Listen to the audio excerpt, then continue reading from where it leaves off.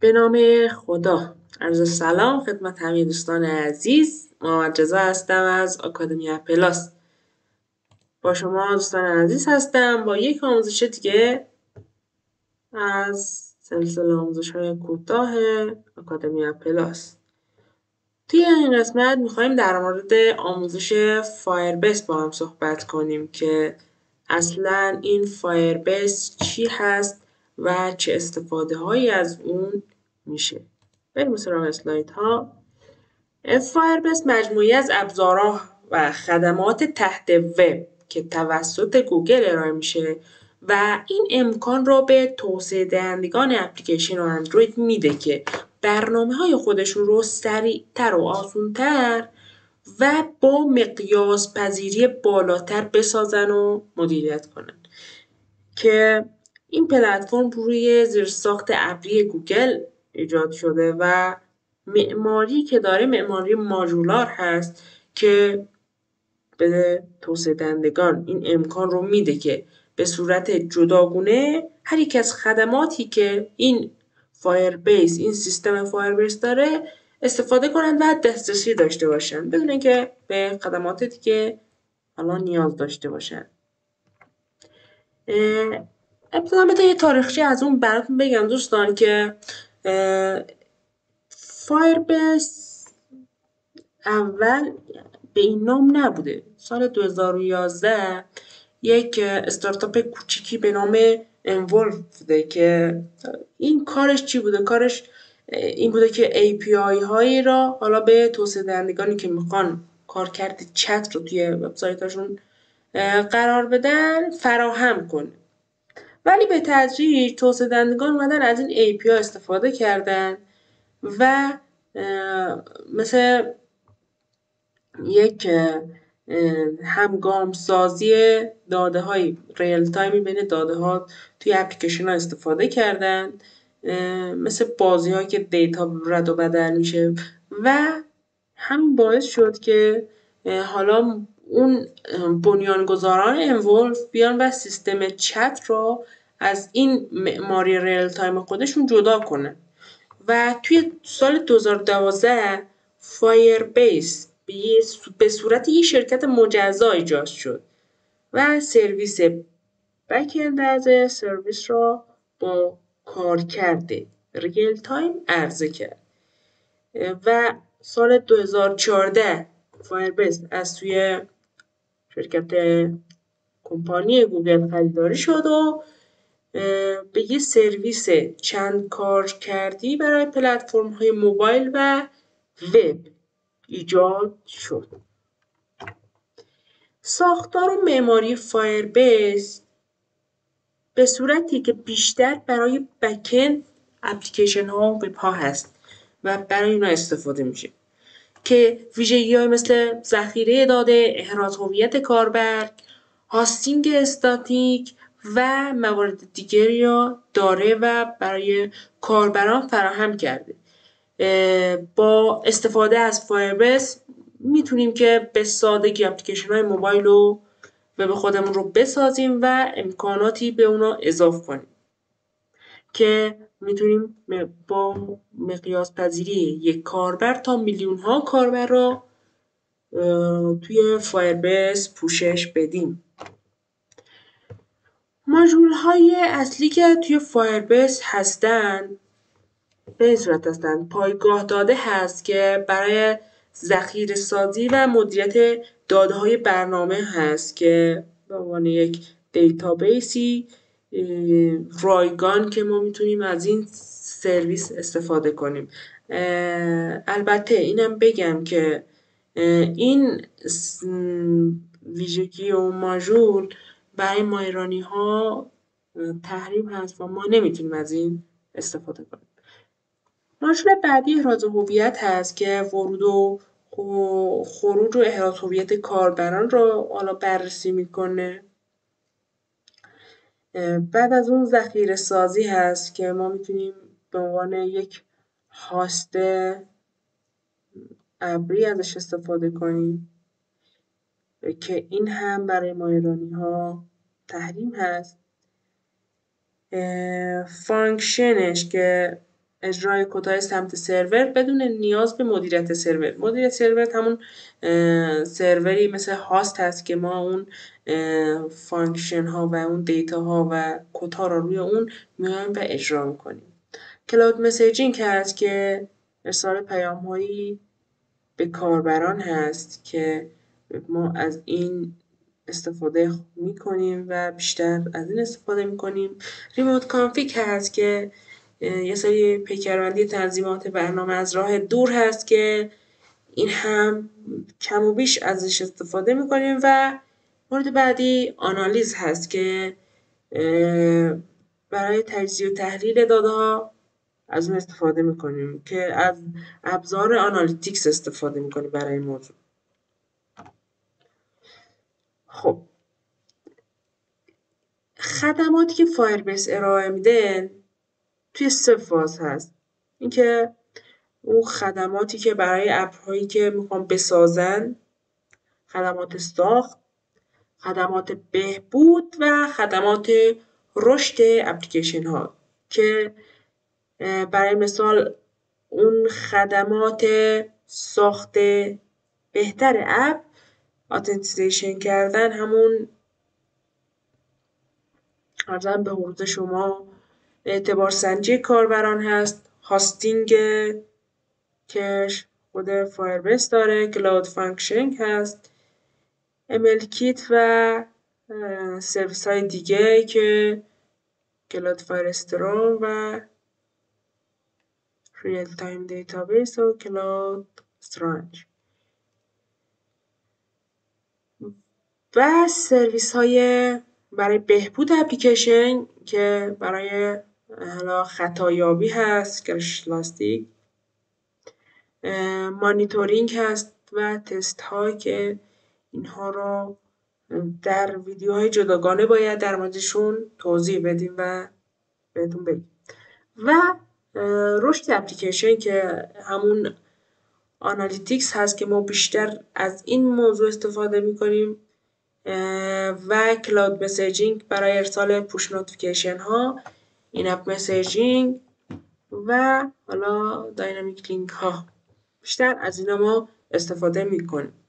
من سعی میکنم توی یک ویدیو جداگانه همه این مواردی که فایربیس داره را براتون توضیح بدم و بهتون بگم که نحوه استفاده از اونا به چه صورت است. خب مزایای استفاده از فایربیس، اولش سرعت توسعه را میبره بالا. گفتیم که فایربیس یه سری خدماتی داره که این خدمات آماده هستن و نیاز نیست ما دوباره بریم اینها را ایجاد کنیم و بیایم و حالا ارائه بدیم. پس چی شد؟ این خدماتی که آماده هستن، آماده به کار هستن، ما میایم و از اونها استفاده میکنیم و توسعه خودمون رو سریعتر پیش میبریم. مورد دوم کاهش هزینه است که واقعاً همین موضوع خدماتی که فایربیس ارائه میده باعث شده که خیلی از هزینه ها کاهش پیدا کنه و حالا برای ما ایرانی ها یکم کمتر، ولی همون هاستینگش، دیتابیسش، اینا خیلی حالا باعث کاهش هزینه میشه. و گفتیم که حالا توسط گوگل ارائه شده و زیرساخت اون روی گوگل هست و همین باعث شده که قابل اطمینان باشه و امنیت بالایی داشته باشه. مورد بعدی مقیاس پذیری هست که گفتیم که میتونه از یک کاربر تا میلیون ها کاربر را بیاد و پشتیبانی کنه و هیچ مشکلی از بابت بالا رفتن تعداد کاربران نداره. و اینکه جامعه بزرگی داره و خیلی ها از این فایربیس توی اپلیکیشن های خودشون، توی وب سرورهای خودشون استفاده میکنن و بسیار بسیار کاربردی و خوب هست. خب حالا این فایربیس یه سری محدودیت های ضعف ها هم داره که مثلا مثل اینکه وابسته به گوگل هست و خدماتی که ارائه میده همه اونا وابسته به گوگل هستند. این مورد هست. قیمت گذاری که حالا ما کمتر با این موضوع کار داریم، ولی از خدماتی که فایربیس داره و میخوایم استفاده کنیم باید بعضی از اونها رو با استفاده از تعرفه هایی که داره بخریم و استفاده کنیم و هزینه حالا بعضی هاشون بسیار زیاده. و اینکه یادگیری فایربیس ممکنه با توجه به گستردگی این سرویس هایی که داره زمان بر باشه و خیلی زمان بر باشه و وقت گیر باشه. خب ما تا اینجا در مورد فایربیس صحبت کردیم. از اینجا به بعد میخوایم بریم به کنسول فایربیس و اونجا یک حسابی ایجاد کنیم و کارم رو از اونجا پیش ببریم. خب قبل از اینکه بریم سمت کنسول فایربیس اینو بگم که چون گوگل ماهرانه ها رو تحریم کرده باید برای ورود به کنسول فایربیس از تحریم شکن و یا با استفاده از فیلتر شکن وارد بشیم که ما الان فیلتر شکن خودم رو روشن کردیم و firebase.google.com رو جستجو میکنیم. خب به این محیط میایم که این محیط فایربی هست که حالا توضیحاتی که داده کدنویسی و غیره. خب میزنیم go to console.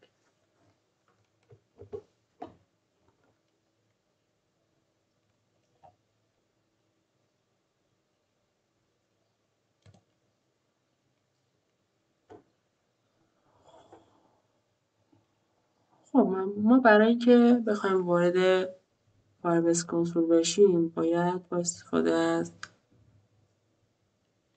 یک جیمیل خودمون حساب گوگل خودمون وارد بشیم که من الان لاگین شدم و وارد شدم.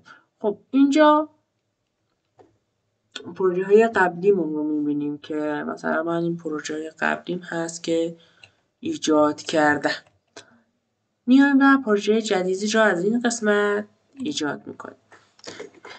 اینجا باید یک نامی برای پروژه بذاریم که تست FR یعنی تست فایربیس و کاری به اینها نداریم و میبینیم اینجا نوشته اکانت شما لیمیت هست. چرا؟ چون که بیش از حد. خب من میرم و با یک اکانت دیگه وارد میشم. شما منتظر بمونید. خب دوستان من مجبور شدم که اکانت خودم را تغییر بدم و با یک اکانت دیگه وارد بشم که اینجا میایم و شروع پروژه رو میزنیم. ساخت پروژه یک نام براش قرار میدیم و این تیک ها رو میزنیم و ادامه. باز ادامه و تیک رو میزنیم و کرییت پروژه. خب اینجا ممکنه طول بکشه. من ویدیو رو نگه میدارم و باز. خب پروژه ساخته شد و ادامه رو میزنیم. خب ما الان به محیط فایربیس کنسول فایربیس خودمون وارد شدیم. توی این محیط ما میتونیم برای سیستم عاملهای iOS، اندروید و وب و حتی یونیتی و فلاتر پروژه ایجاد کنیم و استفاده کنیم که در کل پروژه فایربیس به این صورت هست که ما چون تحریم هستیم و نمیتونیم از خیلی از قابلیت استفاده کنیم، بیشتر فقط از آنالیتیکس استفاده میکنیم و مسیجینگ اون که الان باید فعالش کنیم. خب ما الان میخوایم بریم و گوگل فایر بیس خودمون رو پیکربندی کنیم. ما برای اندروید میخوایم. اینجا باید یک پکیج نیمی بذاریم. پکیج نیم برنامه خودمون، مثلا mgh.test.4 نیم اپ کار نداریم، رجیستر اپ رو میزنیم. فقط پکیج نیم رو وارد کنیم کافی است. خب این قسمت مهمه دوستان. وقتی که ما معذرت میخوام اپ خودمون رو رجیستر کردیم، یک فایل جیسون به ما میده که گوگل سرویس هست و اون رو باید دانلود کنیم و next کار نداره.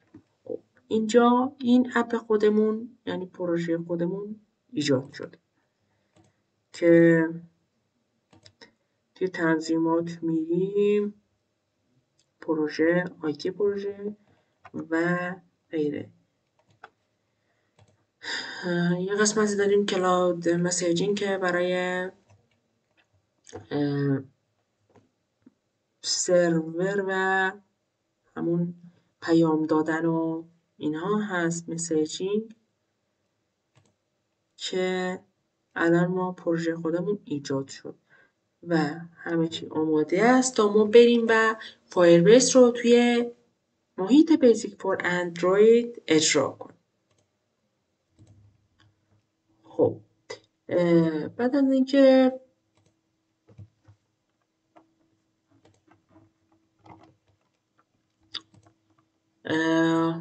پروژه رو توی فایربیس کنسول ساختیم، میایم و این پروژه بیفور ای خودمون رو میسازیم. یک پروژه میسازیم، ایجاد میکنیم. فایل جیسونی که دانلود کردیم رو میایم و توی این قسمت پیستش میکنیم و قرارش. من یک پروژه ایجاد کردم مرتبط با فایربیس و الان میخوایم اون رو حالا توضیحتون بدیم. پروژه فایربیس هست که اومدیم و کتابخونه هایی که نیاز داشتیم، کتابخونه فایربیس آنالیتیکس و فایربیس نوتیفیکیشن را فعال کردیم. ما اگر که از خواست آنالیز برای برنامه‌مون نیاز داشتیم، آنالیتیکس را فعال میکنیم. اگر نیاز نداشتیم اون رو فعال نمی کنیم و این مورد رو نیاز نیست که بنویسیم.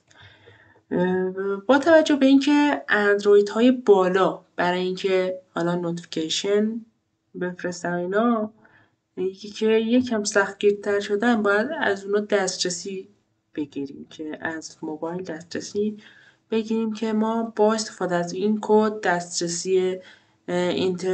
دسترسی ارسال نوتیفیکیشن رو از موبایل میگیریم که اینجا میاد اجازه داده شد و یا اجازه داده نشد رو به ما نمایش. بعد از اون ما یک ریسیوری، یک اکتیویتی از نوع ریسیور،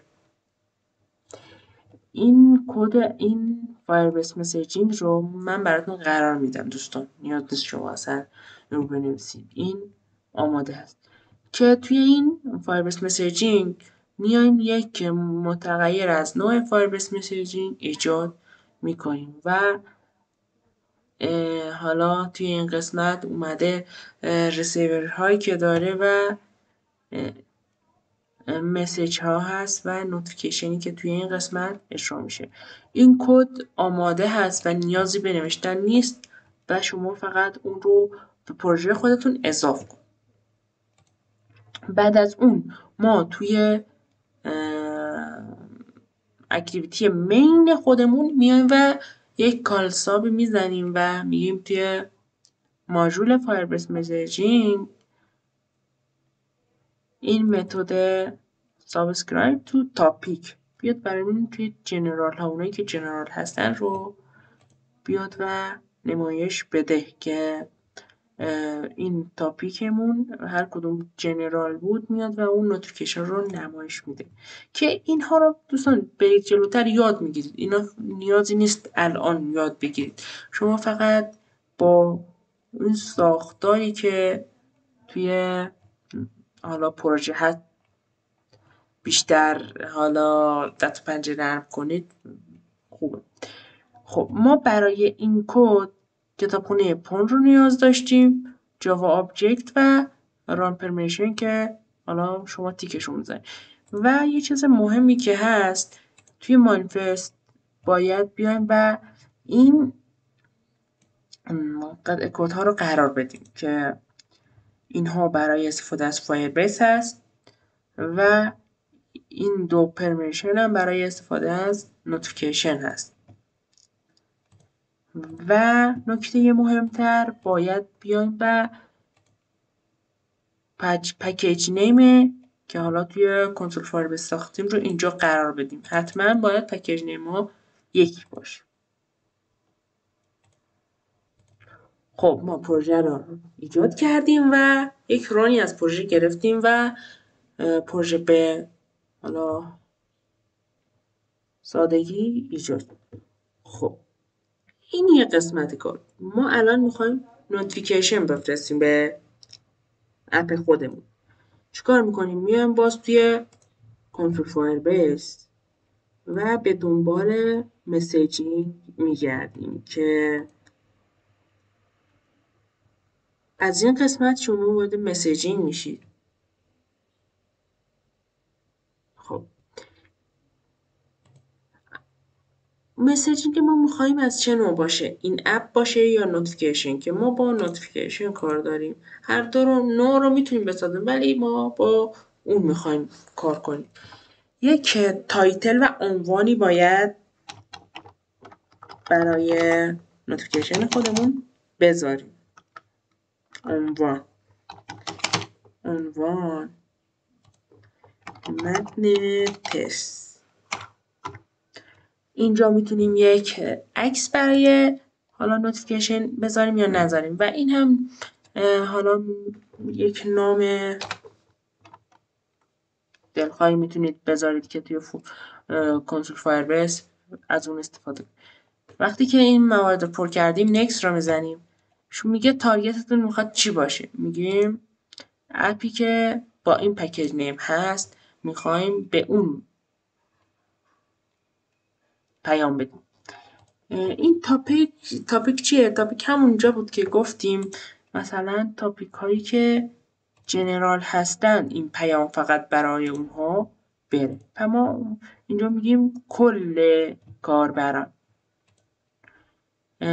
این زمان بندی هست که میگه زمان بندی میخواید الان باشه، یه روز دیگه روزانه باشه، یا اینکه مثلا هفتگی یک بار، 2 بار، هفته‌ای مثلا هر هفته سه شنبه، چهارشنبه ها. خب ما میذاریم الان این موارد رو کار نداریم و نکست رو میزنیم و این هم میگه میخواید نوتیفیکیشنتون صدادار باشه و یا صدادار نباشه و در آخر ریویو رو میزنیم و پابلیش رو میزنیم. حال باید منتظر باشیم تا که پیام ما به اپلیکیشن برسه که یه زمان خیلی کوتاهی طول میکشه تا اون نوتیفیکیشن به اپ برسه. خب دوستان سعی کردم توی این آموزش قسمت‌های کوتاه و مهم فایربس رو بهتون آموزش بدم، چه از اسلاید هایی که با هم گذروندیم و چه از کنسول فایربس. همونطور که دیدید فایربس یک مبحث بسیار بسیار گسترده هست که ما فقط بخشی از اون رو یاد گرفتیم و این بخش به نظر خودم یک بخش مهمی هست که ما بیشتر با این موضوعات کار داریم، ولی سعی میکنم در آینده یک آموزش کلیتر و جامعتر در مورد این هم براتون ضبط کنم و توی سایت و چنل قرار بدم. خب لطفا نظراتتون رو به هم توی سایت و توی کانال به هم بگید و منتظر بازخوردهای مثبتتون هستم. یا علی، خدا نگهدار.